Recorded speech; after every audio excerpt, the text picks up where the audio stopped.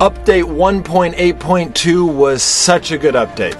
The recycler completely fixed the balance issues with the electronic circuits and added a bunch of steel to the game. Not nearly enough steel to fix these from being pay to play, but it's a step in the right direction, and it brings me hope that they might have other things planned that could eventually balance the game. They also added a new skill system, which is amazing for those of you who are brand new at the game because it is going to add another element of fun to everything else you do in the game. And it's decently fun for those of us who have been playing for a while, but it can be a little bit painful farming for resources that we don't need just because we want the skills. In addition to these two giant changes, Last Day on Earth made 34 other hidden changes. When you are peeing or showering, all interactive options are disabled, including the ability to heal, so I would not recommend ever peeing in the red zone again. They changed the attack sound of the diseased wolf. They added the material plastic, which has resulted in 10 other changes regarding the recipes of the medical table, dining table, fishing rod, torture device, weapon stand, chemistry station, explosive material, tactical backpack, electronics lab, and C4. They added an experience section to the shop, and they added some new weapon packages.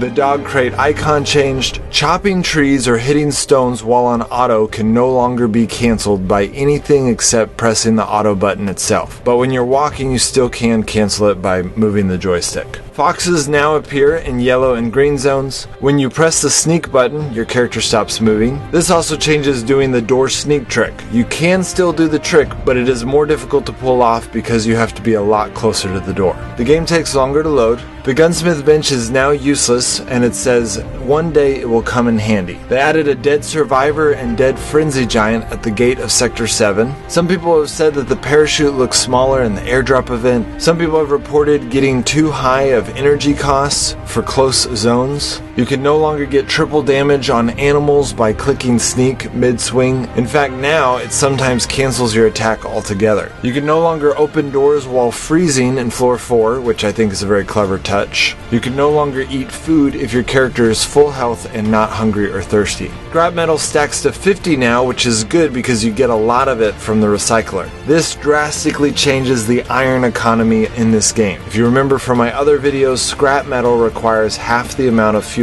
to make it into iron, as does iron ore. Now that scrap metal stacks up to 50, it now also produces more iron with each stack burned. This means that if you follow the advice that I give you in the second half of this video, then you may never need to farm iron ore again. The 29th hidden change is that if you had gun parts in your gunsmith bench, Kafir gave them to you in your inbox. They changed it to where your character will now use the lowest level hatchet possible, even if it's not on the top slot, which is a fantastic change. I'm glad they did that. They changed it to where you can no longer scout a base anymore, so don't even exit the area because entering and exiting the area causes 12 noise. There's a new glitch to where some people have the horde attacking for a very long time. The walker skill does not reduce time for some people, but rather makes using energy less effective. The glutton skill has been reported by some to actually reduce the amount of healing instead of increasing it. Something I forgot, in update 1.8, the events now show up on the map one by one. So the 12th video I ever did on how to get 4 events a day is finally out of date. It's still mostly up to date, but you now have to travel to another area to activate the subsequent events.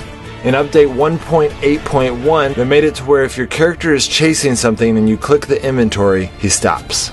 Well, that's it guys. Even though it's not completely done, we are finally ready to release the website sometime this week. When this website comes out, we will be able to update all of the hidden changes as fast as we discover them. So my question for you guys is that after the update comes out, would you rather just get the information from the website, or would you like me to continue making hidden changes videos? Please let me know in your comments below. Alright guys, I'll see you next time.